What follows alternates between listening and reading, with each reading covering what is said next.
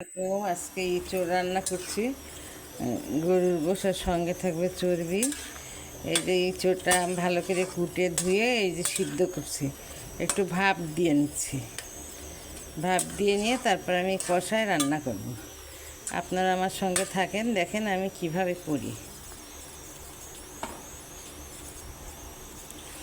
আর আমরা এইভাবে ইঁচড়টা কুটি, সব কিছু বাদ দিয়ে আমরা এইভাবে বিচিগুলো ছাড়াই নিই।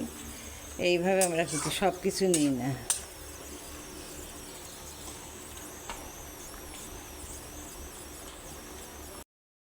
খাসির চর্বি সবই গলে গেছে, এবার কষানো হয়ে গেছে। আমি এবার ইঁচড়টা দিয়ে দিচ্ছি।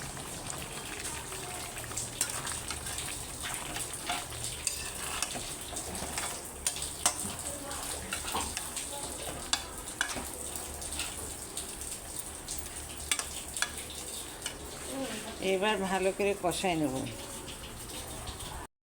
কষানো হয়ে গেছে, এবার আমার স্পেশাল মশলাটা দিয়ে দিলাম।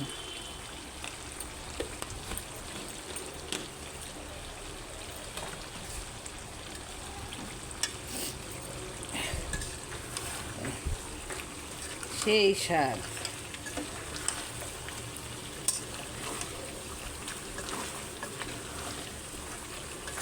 এবার আমি পানি দিয়ে দেবো।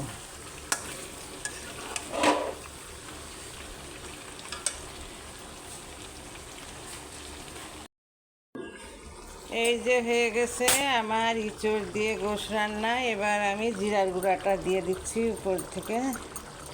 সেই স্বাদ, দারুণ মজার। আপনারা এইভাবে রান্নবেন। ইঁচড় দিয়ে খাসির চর্বি আর সঙ্গে গোশ আছে।